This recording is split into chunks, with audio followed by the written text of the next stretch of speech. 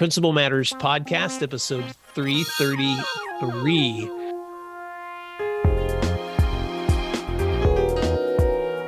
Hi, Principal Matters listeners. This is Will Parker, host of Principal Matters, the School Leaders Podcast, where each week we bring you inspiring, innovative, and imaginative ideas for your own school leadership. This week, we're talking about understanding ChatGPT with my special guest, Naheed Bardai. Principal Naheed Bardai is principal of UWC Atlantic and arrived in South Wales in August 2021 from Upper Canada College in Toronto, where he was head of upper school for 6 years. Before that, he served as Dean of Students and Senior School Principal during his 10 years at Aga Khan Academy in Mombasa, Kenya. For Naheed, education is a deeply moral endeavor, and the exercise of leadership demands a thoughtful, ethical foundation. His own rests on the tenets of pluralism, integrity, generosity, and trust. He holds a bachelor's degree in business administration from the Western University, Canada, a bachelor's degree in education from the University of British Columbia, Canada, Masters of Arts from the Institute of Education, University College London, UK, and Masters of Educational Leadership from Teachers College, Columbia University in the US. Naheed Bardai, welcome to Principal Matters Podcast. I always like to ask, can you fill in the gaps on that intro and maybe tell listeners something else they may be surprised to know about you? Well, thank you so much for the warm welcome, and that was a great bit of introduction, at least. And you know what perhaps is a bit more about me is deeply connected to the history of my family, and so obviously my grandparents immigrated from India to East Africa, and my parents then from East Africa to Canada, and that's how I ended up there and born in Toronto, Canada. And for me, that's an important part, because my parents helped to shape me who I am today, and I wouldn't be in education if it wasn't for their particular emphasis on learning and education as being part of a lifelong journey. And so I'm ever indebted to my parents. Well, there's so much that I want to talk about in this conversation that we have, and we may not have time to get through every question in my mind. But first of all, let me set a little context for Principal Matters listeners, because one of our listeners reached out to me and asked if I was familiar with the work that you had done recently in a webinar that you had led on understanding ChatGPT. And so that's the conversation that we're going to be having in just a few minutes. But before we go there, can you give a brief summary of your work at UWC Atlantic and some examples of some of the unique offerings there that listeners may want to know more about? Mm-hmm. So UWC Atlantic is a 60-year-old institution, fascinating, founded by educationalist and philosopher Kurt Hahn back in 1962. It's located in a 11th century castle on the Bristol Channel in Wales, a beautiful spot. 125 acres of land full of lots of biodiversity and opportunity for students to learn on the land, which is an important part of what we do here. Founded on the premise of helping to bring about greater world peace during the Cold War. The idea of bringing people from across political, ideological, military boundaries to come together in the same place, students aged 16 to 19. So intentional diversity across boundaries that perhaps otherwise would not be crossed, bringing youth together to be able to learn together, experience together. Known in the early days for its rescue services on the Bristol Channel, saving people from the water, life-saving, from cliff rescuing, and then service in the community. In many ways would consider this school being the pioneer of the notion of service in schools. It was also one of the founding schools of the International Baccalaureate, which is one of the widest used international curricula in the world. If we fast forward towards today, 100 and some odd countries in the world, about 80 of them represented through students here at the college, selected through tremendous source of volunteers who are alumni across what is the UWC movement. There's 18 schools worldwide, but the Atlantic College is the founding one, the one that I'm at this moment in time, and really just helping to create a better and more peaceful world that is really focused on sustainability. So that's a bit of in a nutshell about the college that I'm at, and feel very fortunate and honored to be a principal of. Well, I am fascinated to learn even more. So what is the populations that you guys have right there? How many students are you serving, and are all of them or most of them resident? So we are a full boarding school. We have about this moment in time 360 students at the college. I think one of the most interesting things for me is that while I've spoken a bit about the national diversity, which is great, it also comes with tremendous linguistic diversity, but also socioeconomic. So about 50% of our students are on some degree of funding at the college, and that comes with the generosity of our alumni and parents, past parents, foundations that support the college to enable students from around the world to be able to access the college regardless of their financial means. Wow. Well, Naheed, I'm a very curious person, so I'm probably going to have to circle back later and ask you even more questions about your school. But thank you so much for taking the time today to step into this conversation. And I do have to pause and say that with 80 countries represented, and you already said the linguistic challenges, and I'm sure also the cultural opportunities. You in your bio, you mentioned your commitment to pluralism, integrity, generosity, and trust. And so I imagine when you are leading a school community with that much diversity, that you have to have a commitment to pluralism, because you're not just training students from the same community, you're training students from 80 communities. And totally different worldviews and life experiences. And so it's a tremendous joy. And part of the challenge as a leader is to think about when you have that kind of diversity. We know in our world that diversity, while you want it to channel to the positive, if the systems and structures aren't in place, can also challenge in the other direction. You can get isolation, you can get fear, you can get sometimes violence, right? That comes from diversity, not harnessed well without systems and structures and processes in place to really allow it to generate to the positive. And so that's, for me, is one of the core skills as a leader, is thinking about how do you ensure that in the community that you have leadership over, how is it that you're allowing that diversity to channel to the positive by design and not by accident. Wow, that is so fascinating. You are an international school leader. I mean, you've lived in a lot of different places. And so later in the show, I want to come back to that conversation. But for the topic at hand, a lot of school leaders have recently become aware of ChatGPT. And this is where I became connected to your work, because recently you had led a webinar just to, helping people understand in school leadership this latest AI software that's in some ways assisting, but in some ways disrupting the way that we interact with information and content creation and potential learning. And so for those who are new to the technology, can you first give an overview for school leaders on ChatGPT and the effects that you see, the potential effects that it has on student learning? So I'll do my best, because I'm not an expert in it by any means, but I'm very interested and have been interested in AI and its development and its application in education for a number of years. So ChatGPT probably represents the most simple way of engaging with AI to date for the average person, including students and including educators. And essentially what it does is, through billions of data inputs, is able to, in the sort of most sophisticated way possible to date, predict essentially natural language processing and what next word flows from the previous one in a coherent, sort of thoughtful kind of way. And it's as much as the power of the technology as it is, I think, the interface that has been created, albeit as simplistic as it is at this moment in time, that allows it to be so accessible to people. And what is really unique about it is that from a language processing standpoint, it really allows for coherent, one may even argue, thought to be put down into very well-versed phrases and sentences, and indeed, ultimately, essays, if you want. And so what it represents is a real sort of step change in the way in which the public is able to access artificial intelligence for language use.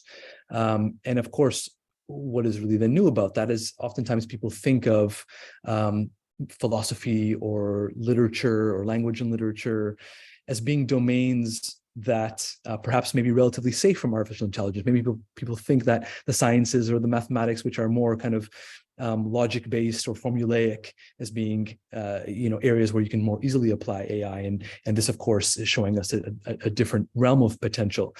And so, a lot of the conversation that I've come across around ChatGPT, a lot of it has been fear-based, not all, but a lot of it has come from a place of, what are we going to lose through this? And that's real for educators today, for teachers who are locked into a system that is based on this idea of, to some degree, trust, right? That the trust that the student, what they produce, they say they have produced, and the teacher awarding them some sort of grade or ranking, whatever it may be that exists in our world around school settings. But then also the trust then that what the teacher presents to their governing authority or to the authority that grants a high school qualification is also based on that legitimacy that we're saying that we have, between acknowledging that the student has real work to then transferring to the school's reputation to then some sort of other authority that grants that high school qualification, which then transfers to the trust that a university or post-secondary institution may have, that what is coming through that pipeline is legitimate and fair based on this ground of authentic student work. And so we're locked into this system where that sort of authenticity is paramount. And when you then have some sort of software that comes along that can potentially challenge that authenticity, it's right that it strikes a bit of worry and fear on that level. But then also for some educators and many educators, it's about a fear of loss of students, independent thinking sometimes, or independent writing and those kinds of things. So I think it comes from the place that it comes from is real and genuine, and that poses part of the challenge that we have as leaders into how we help to manage that. But at the same time, comes with tremendous opportunity. So let's stay there for a few minutes so that most listeners are probably, by this point, when this recording comes out sometime in March, we've been several months into the new year. And for a lot of leaders, ChatGPT became, at least came to my attention at the beginning of this new calendar year, even though it's been something that's been talked about for months and months, because suddenly it's beginning to show up in student work. It's beginning to show up in the content created, in the ads that we're reading, in some of the literature that we're reading. And so for those of us that are new to this technology, explain what are the advantages and the obstacles that you anticipate in the way that ChatGPT can be used among students or teachers? So I guess I'll start by framing it as, what the technology is today, I believe, is going to be nowhere near what it is a year or 2 years from now. Mm-hmm. So we're just the very beginning stages. And I think that we don't even know yet what we don't know in terms of its applications and challenges and power as we go forward. But at the moment, what I think are some of the challenges really sit around deciding the ways in which we either embrace, integrate, or indeed, as some districts have done, or in some states even have done, and cities have done, depending on the kind of parameters or the jurisdiction that local authorities have, rejected and sort of, for now, outright sort of banned it, right? And so I think the first challenge is wrestling with the way in which a school sits vis-a-vis the technology.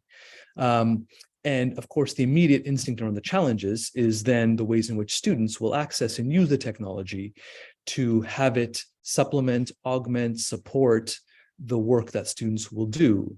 And of course, the biggest fear and reality, because we've seen it already begin to happen, right, is that students at times will use ChatGPT to create work based on a prompt that you may enter into it. And what you can also do is finesse the prompt, right? So you can give a prompt to ChatGPT, for example, for it to write a 5-paragraph essay about the history of the Cold War, for example, and it will produce something. And then you can go back and say, okay, add in what it meant to be a country that was non-aligned to either of the sides of the Cold War, and integrate that perspective, into the essay, and it'll go back and rewrite that for you. Mm-hmm. And then you can, potentially give that to another human being to read, and for them to give qualitative written feedback on it, whether it be a teacher or somebody else, and then give the ChatGPT that same feedback that has been given and ask it to now revise the piece of writing on that feedback, and it'll do that for you. And so the ability for it to learn and to develop based on input is tremendous. And so that in some circles poses a real challenge, right, to authenticity of student work, while at the same time presents a potential opportunity, right, a way in which to have students learn about ways in which they can ask and frame better questions, to be critical about what is produced, and to be able to, in many ways, become fact checkers of what is produced by an AI that OpenAI acknowledges can have errors because of the data set that it's built on and the way in which it currently operates. It, for example, doesn't access the internet, right, in real time. It does not do that yet. And it's only programmed up until 2021. So there are going to be gaps in its sort of knowledge and ability to produce truth. And so there's opportunities for a different kind of learning to take place with what it's created. But that probably, for the most part, I think sits at the core of what is the dominant challenge in education today around it. I do too. And I want to pause for a second and put it back on my former teaching hat, because I was a language arts instructor at the high school level for several years before I stepped into school principalship. And by the way, this is not a prescription for others listening to this. This is Will being curious and trying to decide, how would I want to interact with this new kind of AI software if I was in a classroom with students today? And I'm just going to tell you, Principal Naheed, that one of the things that I've thought about is, well, first of all, I would want to access this software to trial it with my students. The problem is that, like you said, most schools are blocking the software. So it's not even, in some places it's open, in some places it's being blocked. But if I had access to this with a group of students, and this is just Will, the curious teaching Will, I would invite them to, with guidance, to choose a topic that we could all have as a classroom idea, maybe something we've just read together in literature, maybe a question that we're trying to ask, and have them generate through ChatGPT a piece of writing, maybe 5 points proving an idea, or maybe have it create a paragraph or an essay. And then, as a teacher of writing, I would ask them, now we're gonna print these out, and I want you to get your highlighters and pencils, and let's begin to dissect the kind of writing quality that we're looking at. Are we seeing complex sentences? Are we finding accuracy in what we're seeing here? Are there things in here that you can tell were generated without truth? And I would invite them to analyze for themselves the advantages and the disadvantages of this generated content, because you and I both know we can, like you said earlier, we can embrace it, we can integrate it, or we can ban it. But we're not going to, it's not going away. And so I'm just trying to think of, as educators, how can we help navigate our fellow educators to help students understand, just like with all the other technologies we have in the world, how to become better discerners of how to use it. So I'm sure I'm very naive in terms of the difficulties and challenges that this is going to create for all my fellow English teachers, because I struggled as an English teacher to always know when something was authentic or plagiarized. But in cases like this, I'm just really curious other ways that educators can navigate, integrate, and embrace without banning, because I'm not sure that banning is, students have figured out very quickly how to get around bans. And so any thoughts you want to add to that?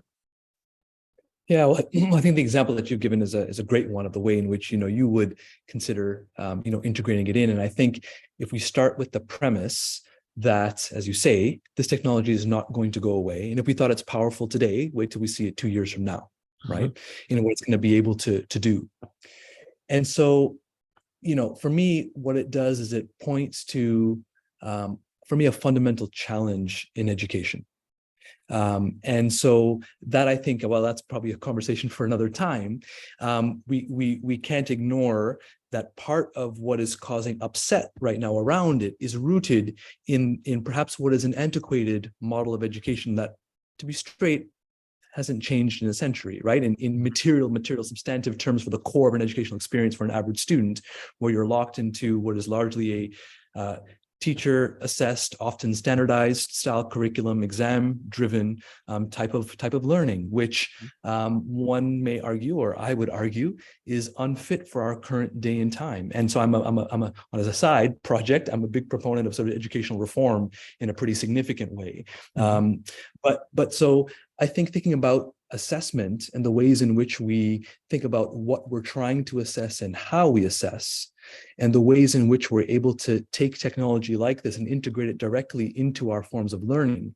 So how is it that we can ask ChatGPT, for example, to create an essay for us on the very prompt that we would normally have done in class, but then turn into the assessor? So ask the student to now actually, with the rubric that's provided or whatever the assessment criteria is, go away and mark that piece of work that ChatGPT has created and create a strong 300 or 400 word justification as to why it is that the award has been graded, and how would you give feedback to areas of improvement, and those kinds of things. So for me, at a very basic level, it's about rethinking about assessment and how, just like when the internet came along a couple of decades ago, how did we change the way in which we thought about research, and how did we change the way in which we thought about how to use it as a platform upon which we build upon, and how do we think of ChatGPT or other artificial intelligence in a similar kind of way.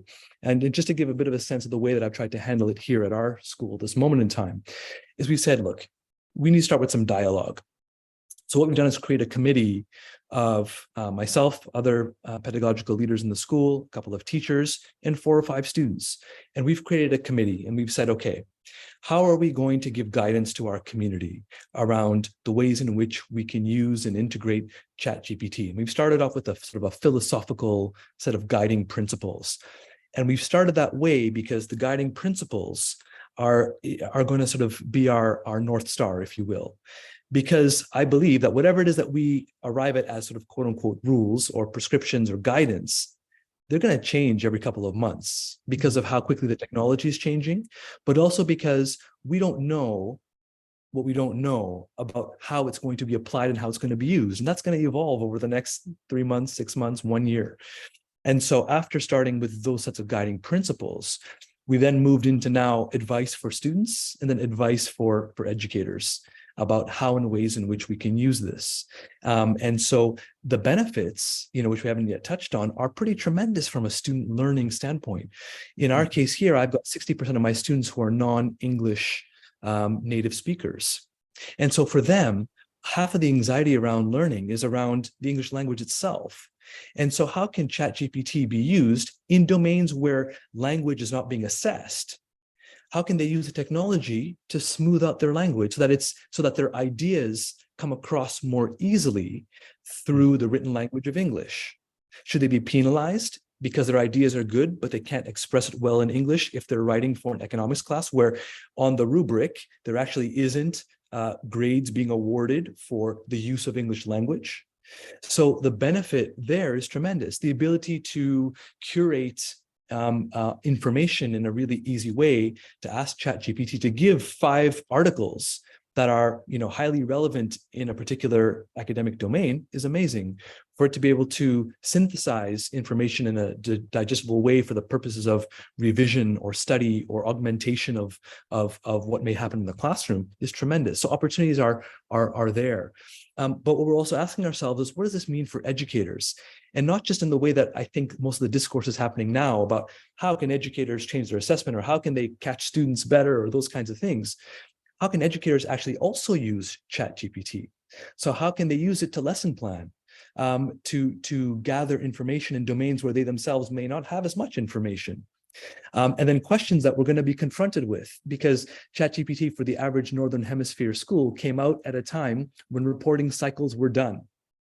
How do we feel about ChatGPT writing the report card comment for students? How do we feel about that? How does a student or a family feel about knowing that their teacher used ChatGPT to write the report card comment? Is that something that we need to surface and talk about as schools? What about university reference letters for students? Because ChatGPT can do that too. So there's all kinds of domains that even I think for educators, we need to give guidance on. as well as for students. And so that's what we're looking to do now as a school, acknowledging that probably in 3 months' time, I'm going to have to go back and revisit that same guidance and probably change it again.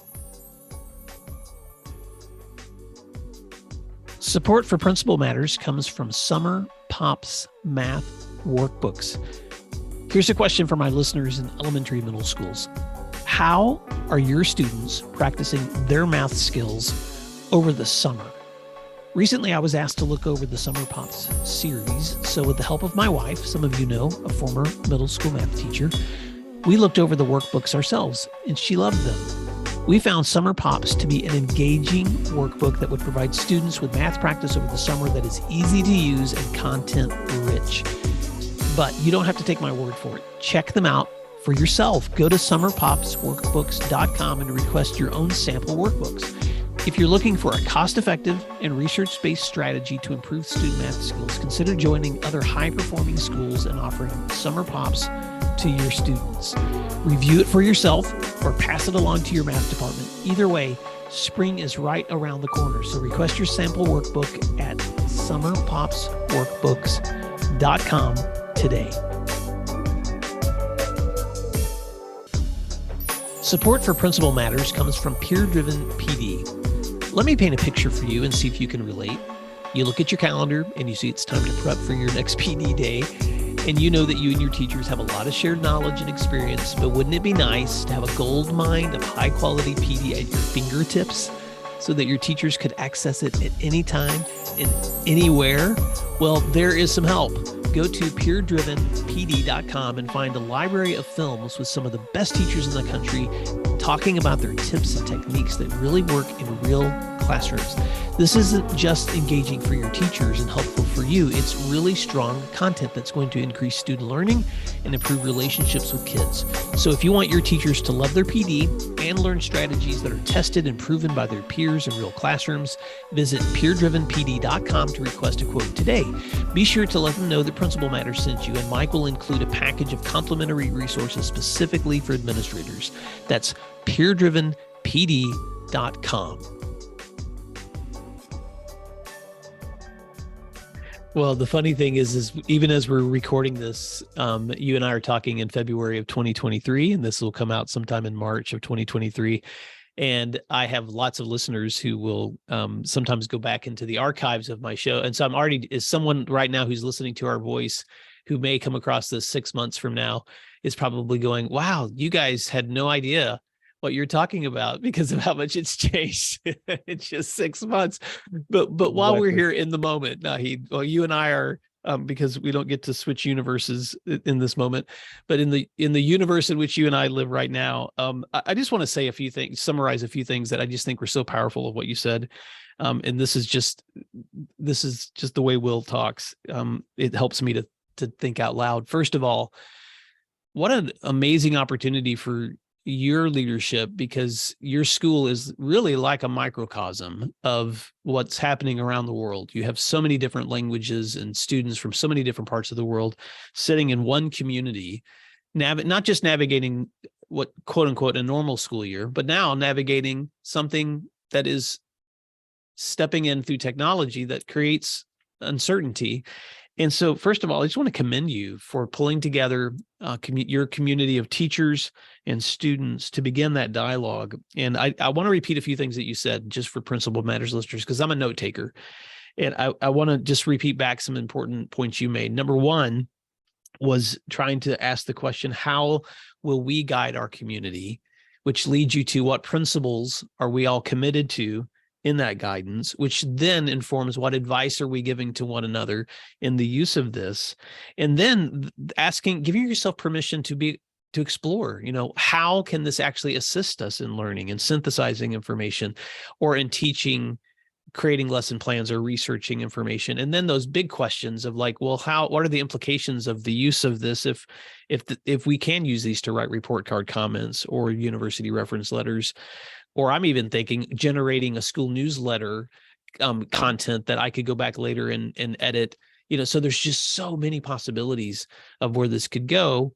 And so So thank you for the way that you're guiding your school community, and also for what you're doing right now, modeling this for other listeners who may be trying to figure out what they're supposed to be doing themselves. Anything you want to add to that before I switch gears? Because I do want to wrap up with some conversation about some of your own experience in leadership. No, I think you summarized it really well. And just to give you a sense of some other use cases, from a school side. So I guess as an independent school, we probably have slightly different needs and those kinds of things. But philanthropy, of course, of ours being a prominent one, as it will be for many schools in the U.S. as well. And so, for example, being able to write donor cases for support, for example, on the HR side, I recently had ChatGPT write for me an interview guide and then assessment rubrics to go along with each of the questions that I've asked, and asking it to highlight the competencies for me that I'm assessing through these interview questions, and then giving me the scoring rubric alongside of it. Right. So all kinds of applications that will just continue to surface more and more over time as people begin and work more with the technology. Oh my gosh. Well, my mind is exploding right now with ideas of ways that we can begin to leverage this. Well, Principal Naheed, as we wrap up, you've been a leader who has had so much experience in many different settings and places and internationally. And so before I lose this opportunity, what lessons or ideas in leadership, because I have a lot of listeners who listen to this program that are aspiring leaders, and some are veteran and experienced leaders. But I just wanted to ask you this question as we're wrapping up. As you think about the concept of leading in a school, what are some ideas that you have gleaned in your experience, even stepping into the work that you're doing today? Mm-hmm. So I guess I've been really fortunate in my life to be able to do what I've done, and I love doing what I do. Some things that I've really learned, one is that as long as I have energy from students, then I'm in the right place. And as long as being in a school and really loving the opportunity to not only help to shape, but more importantly, to learn from the students that I work with, that's how I know I'm still in the right role, right? Mm-hmm. Second, I would say is that leading a school for me is one of the most deeply moral endeavors that you could possibly have. And I remember a point in time when I was maybe in my early 30s, and I really felt like, okay, I feel like I'm ready to lead a school. I'm in my kind of mid 40s now. And then I had a moment where I sort of paused and said, I just don't think I've had enough life experience. I'm not wise enough to be the sort of a moral guide in a community, that looks to that, especially in a residential school, that looks for that. And so I really felt it to be one of the most strongly sort of moral endeavors. And I don't necessarily mean that in any kind of, dogmatic kind of way.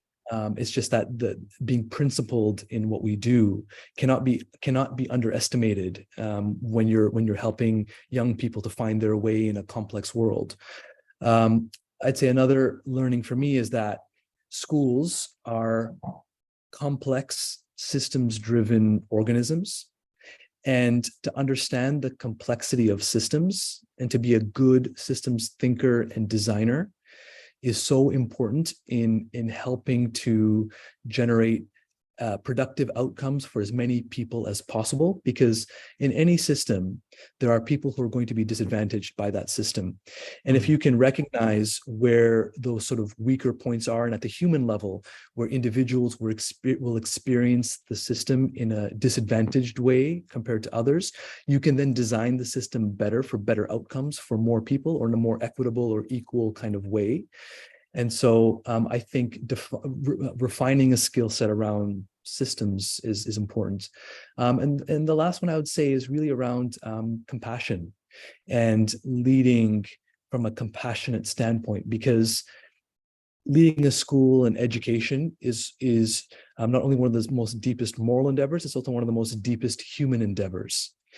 And all the beauty that comes with having the privilege of working with tremendous groups of human beings in schools.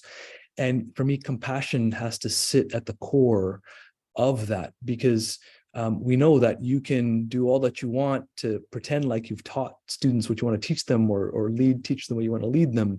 But unless they are operating in a emotionally safe place, unless we're trying to cater for their most basic needs at that level, we know that people cannot learn and grow in their most optimal way. And I think compassion is something that as leaders we can help to build and enculturate in an organization. And I think it's our responsibility to do so, especially when we are nurturing young people through their life journey, which is never simple. Well, Principal Matters listeners, I want to encourage you right now, if you're listening to this podcast, to pause. And then I want you to rewind to the last 3 minutes. And I want you to listen to that again, because Principal Naheed, that is, thank you for the reminders of why our leadership is so important. And because I can't help it, I'm just always a teacher.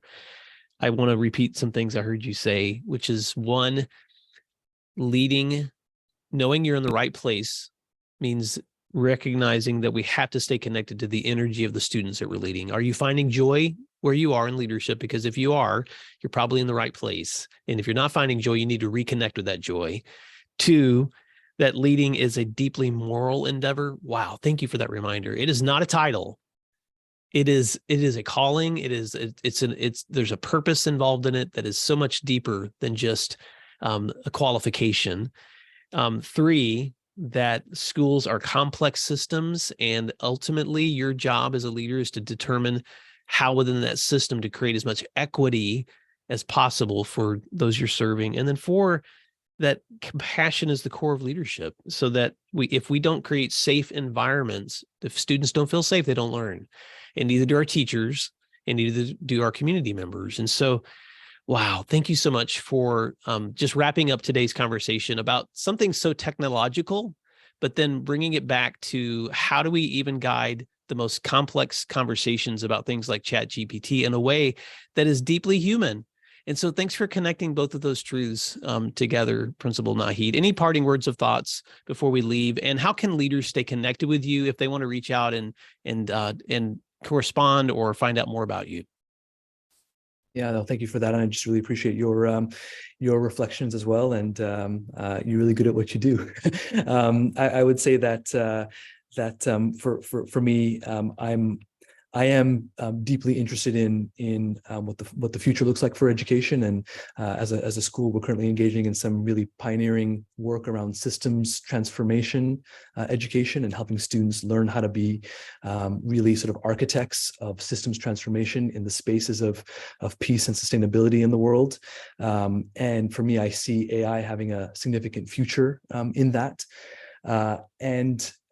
For me, if people want to stay connected, I would love to do that, whether it be on the basis of tech and education, or about what the future of education should look like. And probably LinkedIn is maybe the best way, but also my email. I do my best to respond. And so it's naheed.bardai@uwcatlantic.org.